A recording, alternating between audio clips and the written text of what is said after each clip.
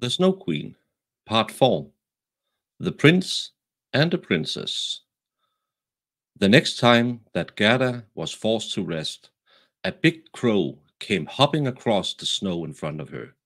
For a long time he had been watching her and cocking his head to one side, and now he said, "Caw, caw, good caw day." He could not say it any better, but he felt kindly inclined toward the little girl and asked her where she was going in the great wide world, all alone. Gerda understood him when he said, alone, and she knew its meaning all too well. She told the crow the whole story of her life and asked if he hadn't seen Kai. The crow gravely nodded his head and cawed, maybe I've had, maybe I've had. What? Do you really think you had? The little girl cried and almost hugged the crow to death as she kissed him. Gently, gently, said the crow. I think that it may have been little Kai that I saw, but if it was, then he has forgotten you for the princess. Does he live with a princess? Gerda asked. Yes, listen, said the crow. But it is so hard for me to speak your language. If you understand crow talk, I can tell you much more easily. I don't know that language, said Gerda. My grandmother knows it just as well as she knows baby talk, and I do wish I had learned it. No matter, said the crow. I tell you as well as I can, though that won't be any too good. And he told her all that he knew. In a kingdom where we are now, there is a princess who is uncommonly clever, and no wonder. She had read all the newspapers in the world and forgotten them again. That's how clever she is. Well, not long ago, she was sitting on her throne. That's by no means as fun as people suppose. So she fell to humming an old tune, and the refrain of it happened to run, why, oh, why shouldn't I get married? Why, that's an idea, she said, and she made up her mind to marry as soon as she could find the sort of husband who could give a good answer when anyone spoke to him, instead of one of those fellows who merely stand around looking impressive, for that's so tiresome.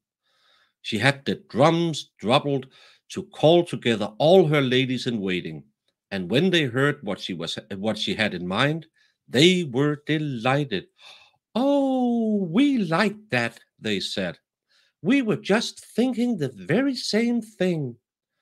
Believe me, said the crow, every word I tell you is true. I have a tame lady love who has the run of the palace, and I had the whole story straight from her.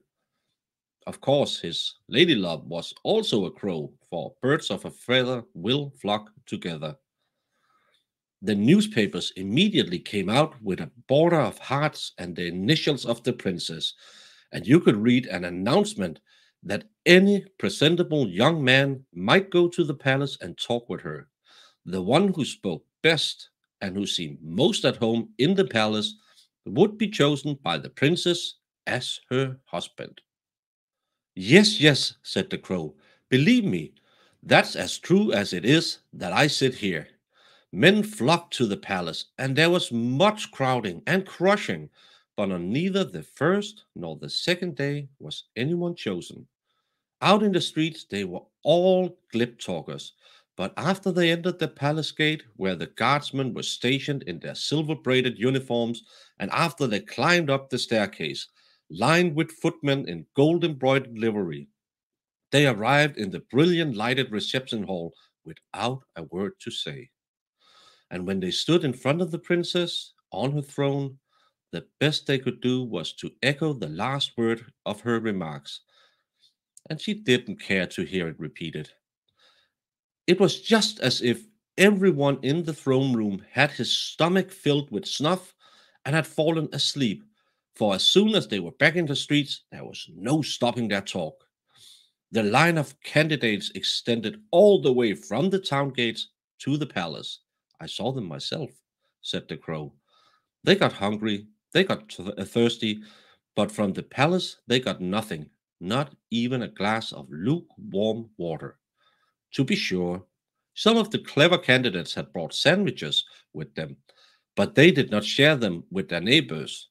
Each man thought, just let him look hungry, then the princess won't take him. But Kai, little Kai, Gerda interrupted. When did he come? Was he among those people? Give me time, give me time. We're just coming to him. On the third day, a little person with neither horse nor carriage strode boldly up to the palace. His eyes sparkled the way yours do, and he had handsome long hair, but his clothes were poor. Oh, that was Kai, Gerda said, and then clapped her hands in glee. Now I found him. He had a little knapsack on his back, the crow told her. No, that must have been his sled, said Gerda. He was carrying it when he went away. Maybe so, the crow said. I didn't look at it carefully, but my tame lady love told me that when he went through the palace gates and saw the guardsmen in silver and on the staircase the footmen in gold, he wasn't at all taken aback. He nodded and said to them, it must be very tiresome to stand on the stairs. I'd rather go inside. The halls were brilliantly lighted. Minister of State and Privy Councillor were walking about barefooted, carrying golden trays in front of them. It was enough to make anyone feel solemn, and his boots creaked dreadfully, but he wasn't a bit afraid. That certainly must have been Kai, said Gerda. I know he was wearing new boots. I heard them creaking in grandmother's room. Oh, they creaked all right, said the crow. But it was little enough he cared as he walked straight to the princess, who was sitting on a pearl as big as a spinning wheel. All the ladies in waiting, with their attendants and their attendants' attendants, and all the lords in waiting, with their gentlemen and their gentlemen's men, each of whom had his page with him, were standing there, and the nearer they stood to the door, the more arrogant they looked. The gentlemen's men's pages, who always wore slippers, were almost too arrogant to look as they stood at the threshold. That must have been terrible, little Gerda exclaimed. And yet Kai won the princess? If I weren't a crow, I would have married her myself. For all that, I'm engaged to another. They say he spoke as well as I do when I speak my crow language. Or so my tame lady love tells me. He was dashing and handsome, and he was not there to court the princess, but to hear her wisdom. This he liked, and she liked him. Of course it was Kai, said Gerda. He was so clever that he could do mental arithmetics, even with fractions. Oh, please take me to the palace. That's easy enough to say, said the crow, but how can we manage it? I'll talk it over with my tame lady love, and she may be able to suggest something, but I must warn you that a little girl like you will never be admitted. Oh, yes, I shall, said Gerda. When Kai hears about me, he will come out and fetch me at once. Wait for me beside that still, the crow said. He wagged his head, and off he flew. Darkness had set in when he got back. Caw, caw, he said. My lady love sends you her best wishes, and here's a little loaf of bread for you. She found it in the kitchen, where they have all the bread they need, and you must be hungry. You simply can't get into the palace with those bare feet. The guardsmen in silver and the footmen in gold would never permit it. But don't you cry, we'll find a way. My lady love knows a little back staircase that leads up to the bedroom, and she knows where they keep the key to it. Then they went into the garden and down the wide promenade, where the leaves were falling one by one. When, one by one, the lights went out in the palace, the crow led little Gerda to the back door, which stood ajar. Oh, how her heart did beat with fear and longing. It was just so if she was about to do something wrong. Yet she only wanted to make sure that it really was little Kai. Yes, truly, truly, it must be Kai, she thought, as she recalled his sparkling eyes and his long hair. She remembered exactly how he looked when he used to smile at her as they sat under the roses at home. Wouldn't he be glad to see her? Wouldn't he be interested in hearing how far she had come to find him, and how sad they had all been when he didn't come home? She was so frightened and yet so happy. Now they were on the stairway. A little lamp was burning on a cupboard, and there stood the tame crow, cocking her head to look at Gerda, who made the courtesy that her grandmother had taught her. My fiancé had told me many charming things about you, dear young lady, she said. Your biography, as one might say, is very touching. Kindly take the lamp, and I shall lead the way.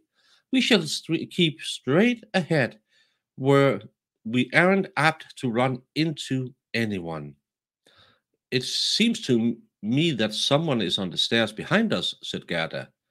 Things brushed past, and from the shadows of the wall they seemed to be horses with spindly legs and waving manes, and there were shadows of huntsmen, ladies, and gentlemen on horseback.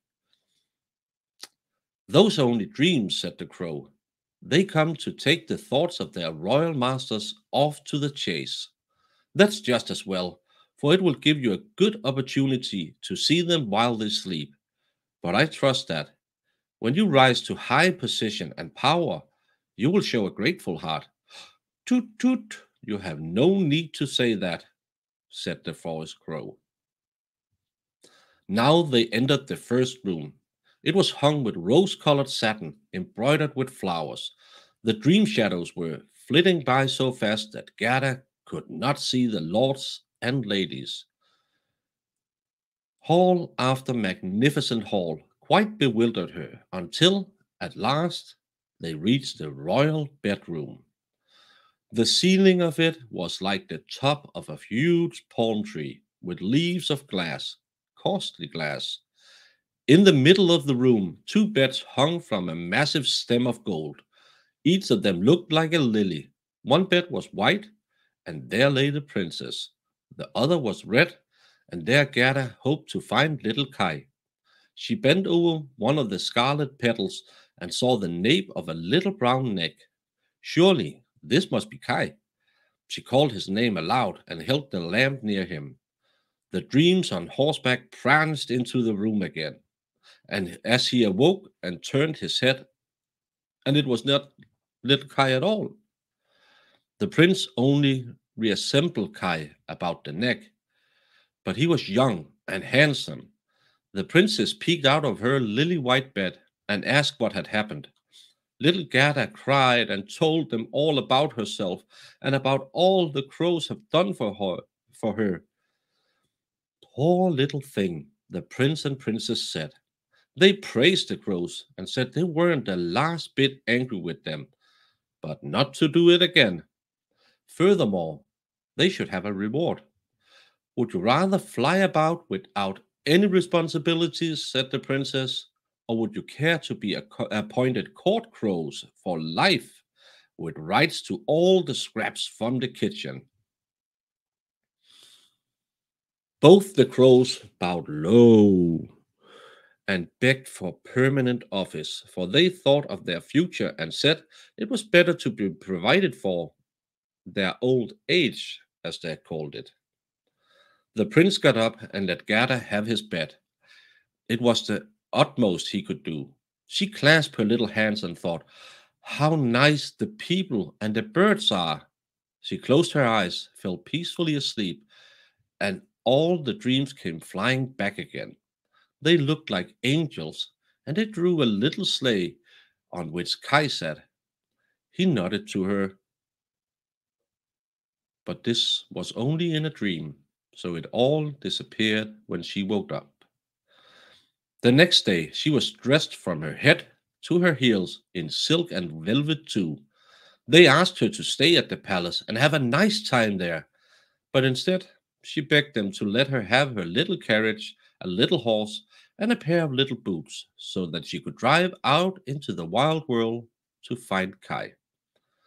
They gave her a pair of boots and also a muff. They dressed her as nicely as could be, and when she was ready to go, there at the gate stood a brand new carriage of pure gold. On it, the coat of arms of the prince and princess glistened like a star. The coachman, the footman, and the postilions for postilions, there were all the coachman, the footman, and the postilions for postilions, there were all wore golden crowns. The prince and the princess themselves helped her into the carriage and wished her Godspeed. The forest crow, who was now a married man, accompanied her for the first 3 miles and sat beside Gerda, for it upset him to ride backwards. The other crow stood beside the gate and waved her wings. She did not accompany them because she was suffering from a headache brought on by eating too much in her new position. Inside, the carriage was lined with sugar cookies, and the seats were filled with fruit and gingerbread. Fare you well, called the prince and princess. Little Gerda cried, and the crow cried too, for the first few miles. Then the crow said goodbye, and that was the saddest leave taking of all. He flew up to a tree and waved his big black wings as long as he could see the carriage, which flashed as brightly as the sun.